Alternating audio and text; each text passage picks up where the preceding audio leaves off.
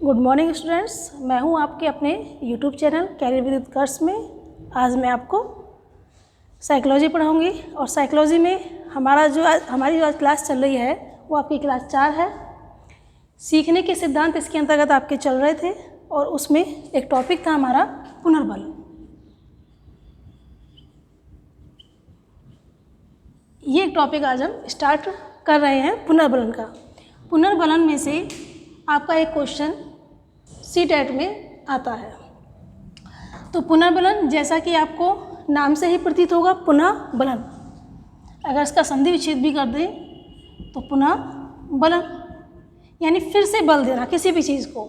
मान लीजिए कोई वस्तु स्थिर अवस्था में है, कोई वस्तु स्थिर अवस्था में है और उसको हमें गतिमान करना है तो उसमें हमें क्या करना पड़ेगा, फोर्स लगाना पड़ेगा। जब हम बल लगाएंगे तब वो एक स्थान से दूसरे स्थान पर परिवर्तित हो जाएगी, फिर बल लगाएंगे तो तीसरे स्थान पर, फिर बल लगाएंगे तो अगले स्थान पर परिवर्तित हो जाएगी। तो जिस प्रकार से हम बल लगाने पर इसका स्थान परिवर्तन करते हैं, उसी प्रकार से हमारे सीखने में भी कभी कभी हम रुक जाते हैं, हमें बोरियत महसूस होने लगती है, हमें पढ़ने में मज़ा नहीं आता है।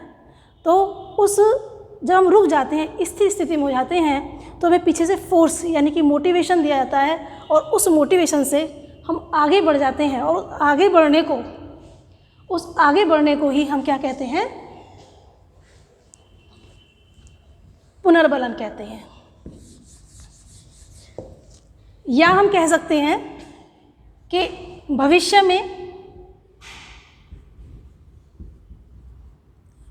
में कार्य करने की क्षमता को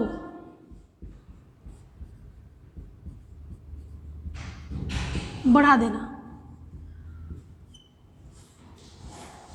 भविष्य में कैसे? आज हम किसी कार्य को कर रहे हैं और अभी लग रहा है हमें कुछ कमी है और हमें कोई कहे नहीं अभी आपको ये और पढ़ना चाहिए, कोई हमें मोटिवेट करता है, तो अब हम उसे और ज़्यादा कार्य करने की कोशिश करते हैं। तो इस प्रकार से वो हमारी भविष्य में कार्य करने की क्षमता को बढ़ा देता है। और स्किनर ने पुनर्बलन के 2 प्रकार बताए हैं।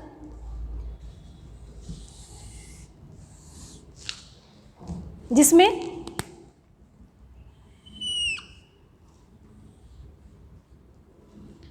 नंबर 1 आपका आता है इसमें सकारात्मक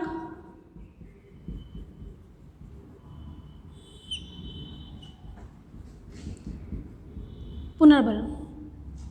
सकारात्मक पुनर्बलन, पॉजिटिव रेनफोर्समेंट आप इसको बोल सकते हैं। सेकंड इसमें आपका आता है नकारात्मक या ऋणात्मक या निगेटिव रेनफोर्समेंट और नकारात्मक पुनर्बलन। अब ये सकारात्मक पुनर्बलन क्या होती है?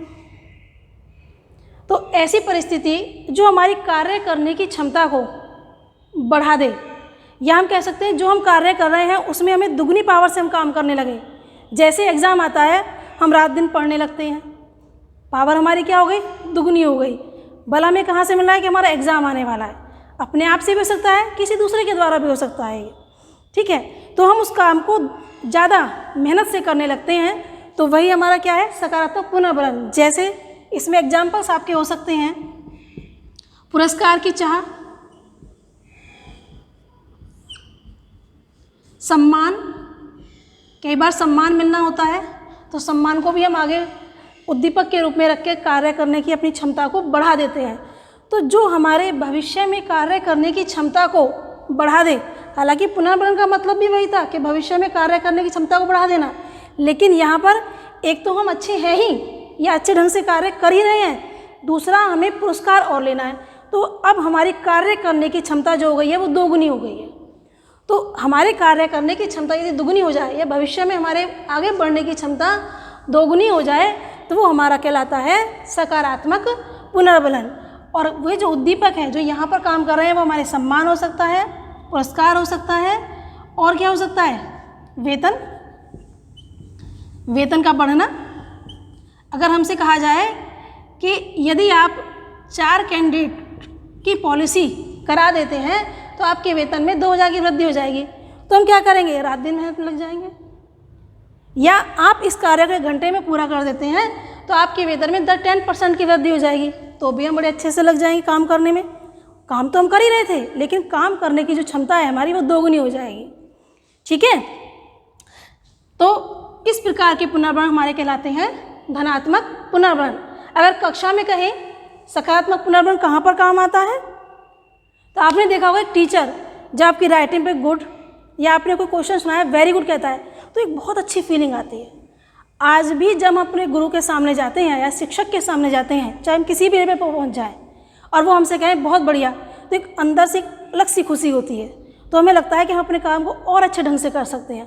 तो वो खुशी जो हमें मिली है या हम काम को और हम अपने काम को अच्छा करने की जो कोशिश कर रहे हैं वही हमारा पुनर्बलन है। और चूँकि जो शिक्षक ने कहा शाबाश, तो शाबाश जो वर्ड जुड़ा है वो हमारा हो गया सकारात्मक पुनर्बलन।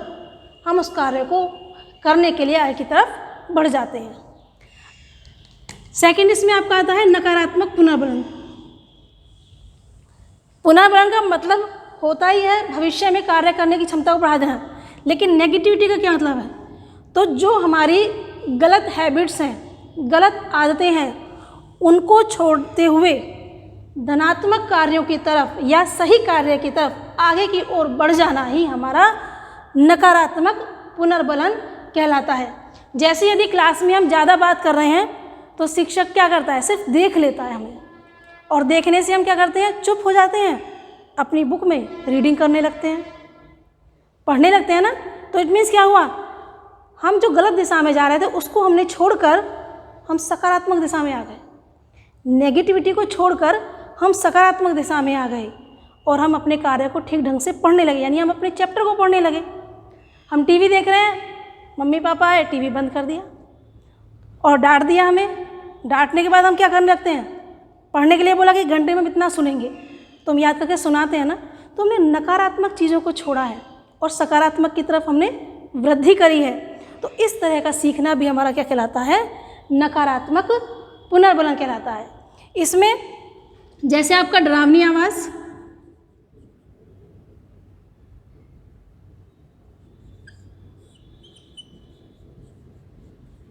एग्जाम्पल में, या पुरस्कार रोक लेना,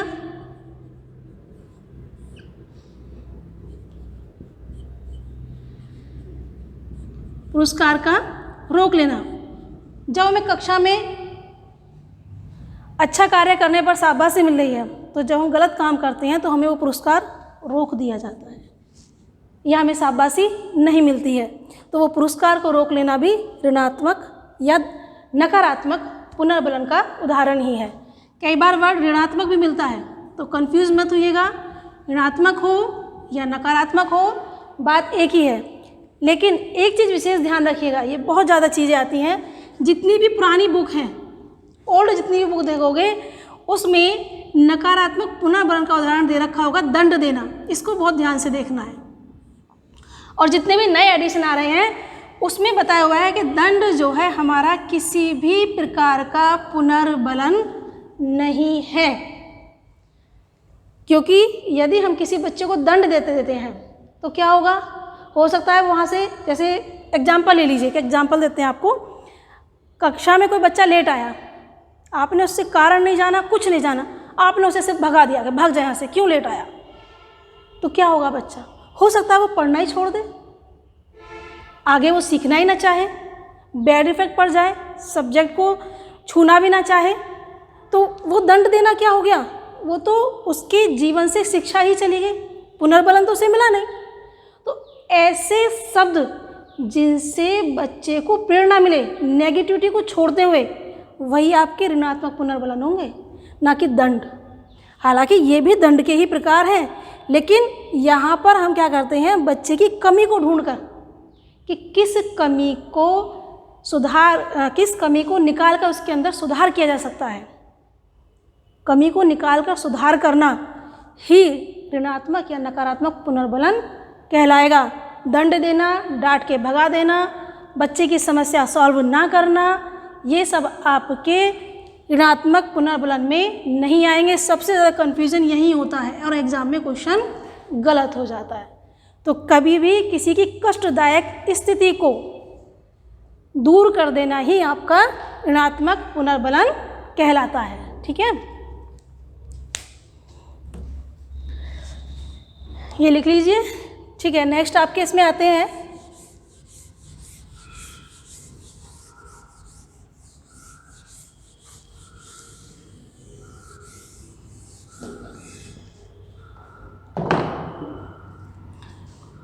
पुनर्बलन की सारणियाँ।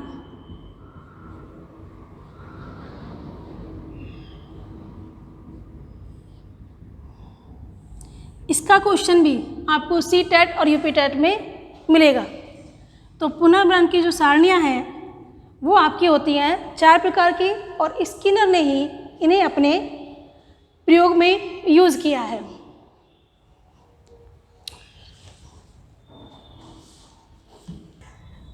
तो इसमें आपके आती है नंबर 1,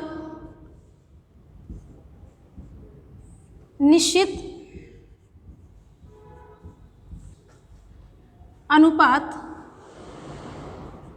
योजना या सारणी। ये हमारा हो गया फिक्स रेशियो शेड्यूल। यहाँ पर जो भी सिखाने के लिए हम क्रिया करेंगे वो पहले से निश्चित होगी। जैसे यदि हमें किसी बच्चे को सिखाना है तो उसकी अनुक्रियाएं, यानी प्रत्येक कौन सी अनुक्रिया पर, जैसे हम पहले से डिसाइड कर लें कि प्रत्येक 10वीं अनुक्रिया पर बच्चे को पुरस्कार देना है। 9 अनुक्रियाओं में वो कार्य कैसा भी करे, यानी कि हम कहें कि 9 टेस्ट में उसके चाहे 0 आए, लेकिन 10वें टेस्ट में यदि उसके नंबर 10 आउट ऑफ 10 आए हैं तो उसे पुरस्कार मिलेगा। तो निश्चित अनुपात योजना के अंतर्गत क्या करते हैं, हम अनुक्रियाएं निश्चित कर देते हैं। अनुक्रियाएं निश्चित करने से तात्पर्य ये नहीं है कि केवल 10, वो अनुक्रियाएं आपकी 2 भी हो सकती हैं, या आपके सिखाने के ऊपर डिपेंड करता है कि उन अनुक्रियाओं का अनुपात आप कितना रखें। 2 भी हो सकती हैं, 3 भी हो सकती हैं, 6 भी हो सकती हैं, 15 भी हो सकती है, कोई भी, लेकिन आप उनको पहले से ही निर्धारित कर लेंगे कि कितनी अनुक्रिया के बाद में हमें इन्हें फीडबैक देना है। तो जहाँ पर सिर्फ इतना ही रखना है कि जहाँ पर अनुक्रियाएं निश्चित हो जाएं कि प्रत्येक 10वीं बार में भोजन देना है, तो वो आपका होगा निश्चित अनुपात योजना। ये भी सीखने की प्रक्रियाओं के अंतर्गत ही आपका आता है।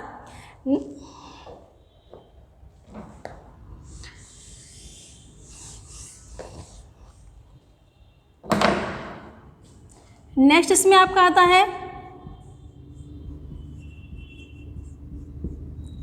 निश्चित अंतराल योजना। अभी हम सिर्फ फिक्स कर रहे हैं, यहाँ पर हमने क्या फिक्स करी थी, अनुक्रियाएं निश्चित की थी।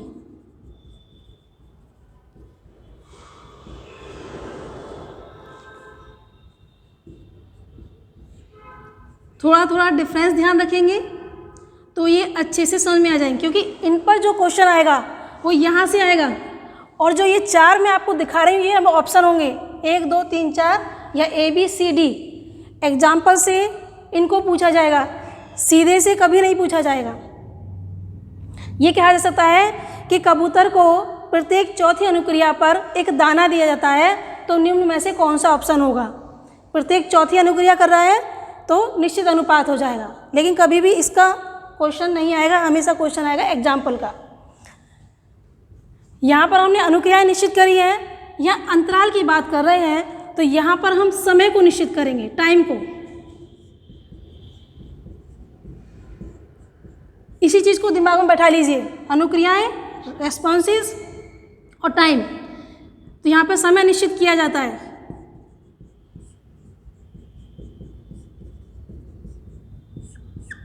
जैसे प्रत्येक 5 मिनट बाद या प्रत्येक 10 मिनट बाद, प्रत्येक 1 वर्ष भी हो सकता है,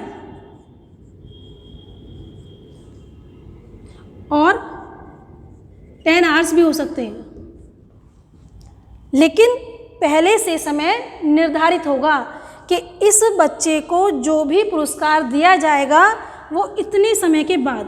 वो नेगेटिव हो या पॉजिटिव हो, कुछ भी हो सकता है, लेकिन समय निर्धारित होगा उसमें। या जैसे हमारा रिजल्ट आना होता है तो प्रत्येक 1 वर्ष बाद ही आता है, समय निश्चित है उसका कि जब हमारे फाइनल ईयर एग्ज़ाम आ जाएंगे तभी हमारा रिजल्ट आएगा।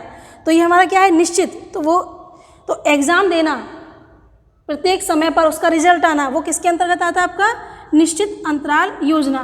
तो जहाँ भी समय को निश्चित करने की बात हो, उसके शब्दों को पकड़ना है कि क्वेश्चन में क्या कह रहा है, कितना ही घुमा फिरा के दे रखा हो, लेकिन वो बात कह रहा है किसकी, कि यहाँ पर समय निश्चित किया जा रहा है, तो तुरंत हमें ऑप्शन चुनना है निश्चित अंतराल योजना।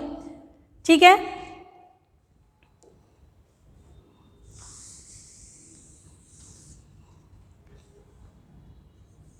नेक्स्ट इसमें आपका आता है, अब तक हम निश्चित की बात कर रहे थे, अब हम बात करेंगे अनिश्चित की।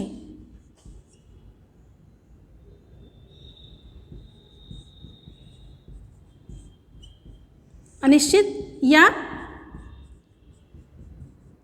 परिवर्ती अनुपात योजना।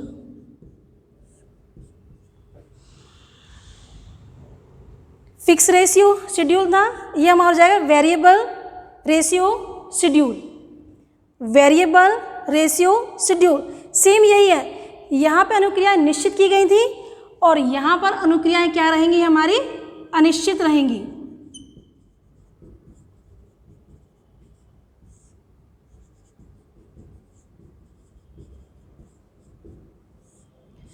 कहने का तात्पर्य है, यदि सही कार्य करेंगे तो पुरस्कार, सम्मान और शाबाशी, और यदि गलत काम करेंगे तो डांट, फटकार और पिटाई भी, कुछ भी हो सकता है। अगर पेरेंट्स के सामने है तो पिटाई भी लग सकती है। ठीक है। तो ये हमारे क्या है, यानी यहाँ पर जो हमारे होंगे दंड, वो हमारे कार्य करने पर डिपेंड करेंगे, हम सही कार्य कर रहे हैं या गलत कार्य कर रहे हैं। सही दिशा में जा रहे हैं तो पॉजिटिव मिलेगा, और गलत दिशा में जा रहे हैं तो नेगेटिव एनफोर्समेंट रहेगा। तो इस प्रकार का शेड्यूल हमारा कहलाता है वेरिएबल अनुपात योजना। ठीक है, या परिवर्ती अनुपात योजना। और ये जो है हमारा सबसे ज़्यादा इम्पोर्टेंट है, 3rd नंबर वाला क्वेश्चन। कई बार आता है कि चारों हमारे दे दिए ऑप्शन में, A, B, C और D, चौथा कौन सा है हमारा, भाई ये अनिश्चित हो गया तो ये भी अनिश्चित हो जाएगा। तो यहाँ पर हो जाएगा अनिश्चित या परिवर्ती अंतराल योजना।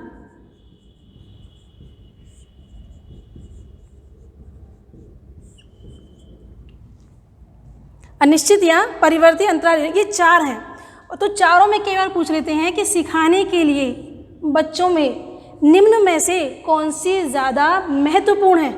अगर महत्वपूर्ण की बात पूछी जाए कि कौन सी ज़्यादा महत्वपूर्ण है, तो सबसे ज़्यादा महत्वपूर्ण हमारी 3rd वाली है, वेरिएबल रेशियो शेड्यूल, परिवर्ती अनुपात योजना। क्योंकि ये डिपेंड करता है कि कार्य करते रहो फल मिलेगा, तैयारी करते रहो एग्ज़ाम हम क्रॉस जरूर करेंगे।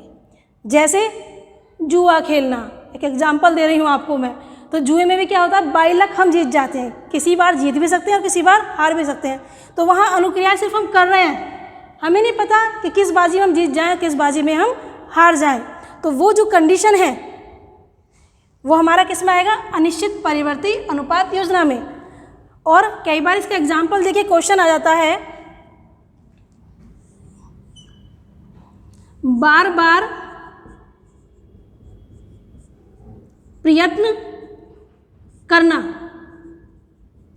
बार बार प्रयत्न करना, ये निम्न में से किस शेड्यूल के अंतर्गत आएगा। तो बार बार प्रयत्न करना, क्योंकि किसी भी अनुक्रिया पे नेगेटिव या पॉजिटिव मिल सकता है, तो इसलिए किसके अंतर्गत जाएगा, ये परिवर्ती अनुपात योजना के अंतर्गत। जब हमारा कोई समय, जब हमारी कोई अनुक्रिया निर्धारित नहीं है तो हमारा इसके अंतर्गत जाएगा। सबसे ज़्यादा क्वेश्चन इसी पे बनते हैं, सबसे ज़्यादा, या तो ये है या ये है।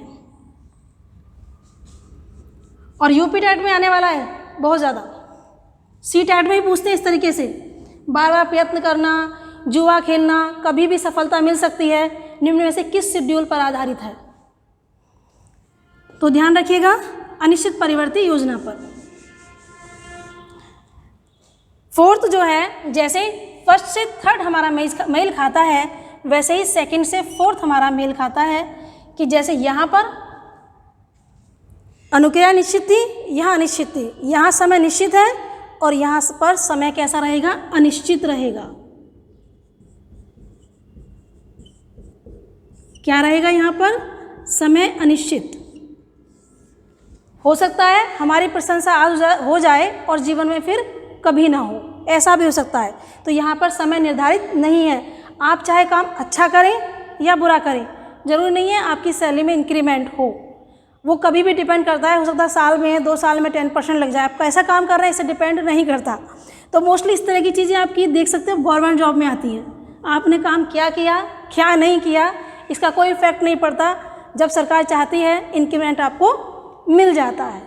ठीक है, तो ये आपकी होती है निश्चित परिवर्ती अंतराल योजना। ये 4 हैं, इन चारों के एग्जाम्पल से क्वेश्चन आते हैं। इसको थोड़ा सा ध्यान से देखिएगा और समझिएगा भी। ठीक है,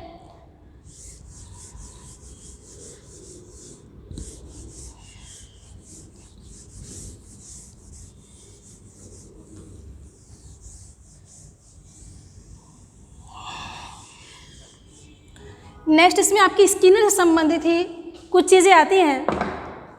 जैसे ये अलग से क्वेश्चन है जो आपके मोस्टली पूछ लिए जाते हैं। अभिक्रमित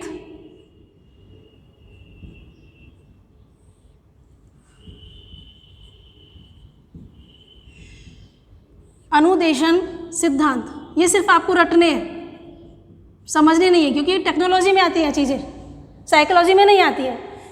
क्योंकि स्किनर इनसे छूता हुआ जाता है तो इनके सीधे सीधे क्वेश्चन यूपी टेट में पूछ लिए जाते हैं, सी टेट में नहीं आता है। का सिद्धांत किसने दिया है, तो आपका दिया है स्किनर ने।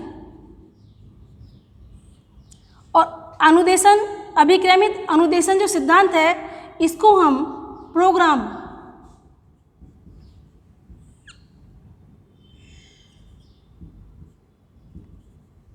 इंस्ट्रक्शन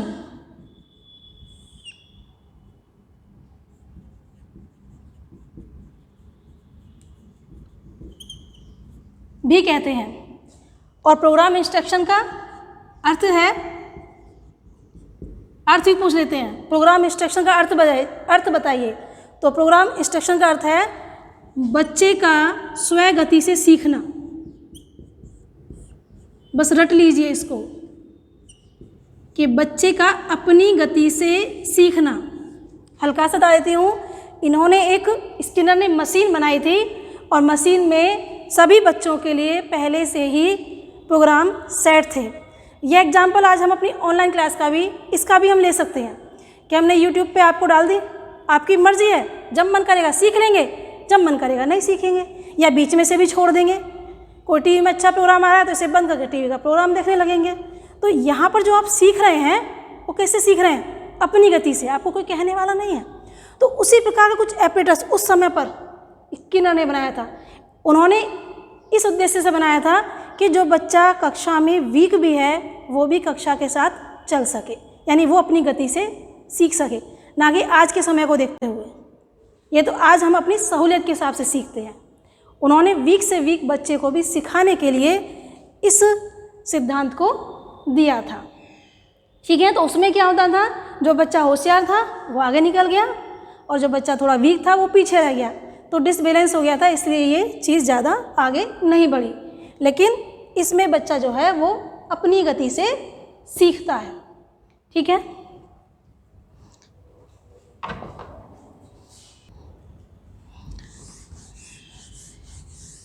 ठीक है। नेक्स्ट इसमें आपका आता है, नेक्स्ट पॉइंट है यह सिद्धांत। यह सिद्धांत मीन्स स्किनर का सिद्धांत, क्योंकि थोड़ा सा हमारा पीछे हो गया है।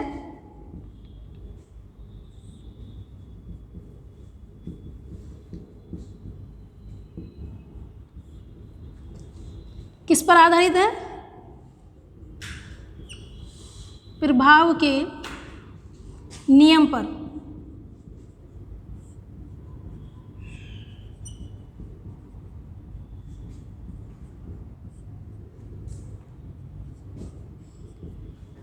और प्रभाव का नियम किसका था ये बताइए? और प्रभाव का नियम था हमारा थॉर्नडाइक का। जो थॉर्नडाइक के सीखने के मुख्य नियम थे उनमें से एक नियम था, तो उस नियम से प्रभावित होकर स्किनर ने अपना सिद्धांत दिया था।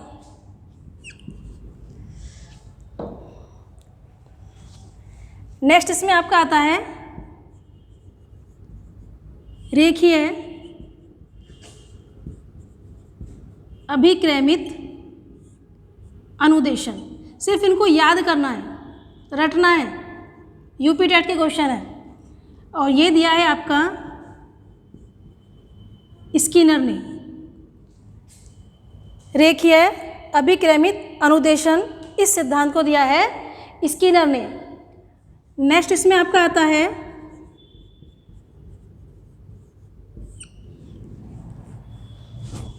शाखीय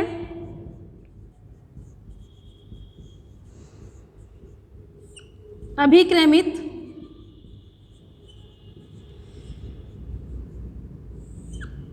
और ये दिया है आपका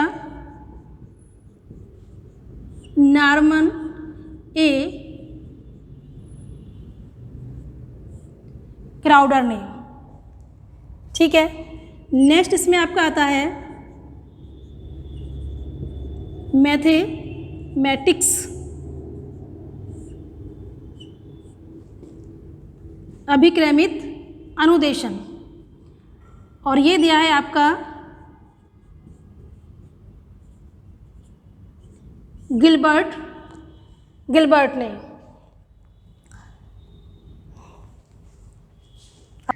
तो आज के लिए आपका स्किनर का सिद्धांत था, ये आपका पूरा खत्म हो गया है। नेक्स्ट क्लास में हमारा चलेगा अंतर्दृष्टि का सिद्धांत। और यदि आपको मेरी वीडियो पसंद आई हो तो आप इसे लाइक, शेयर और सब्सक्राइब करना ना भूलें। यदि कोई प्रॉब्लम हो तो नीचे कमेंट बॉक्स में जाकर आप क्वेश्चन भी पूछ सकते हैं। धन्यवाद।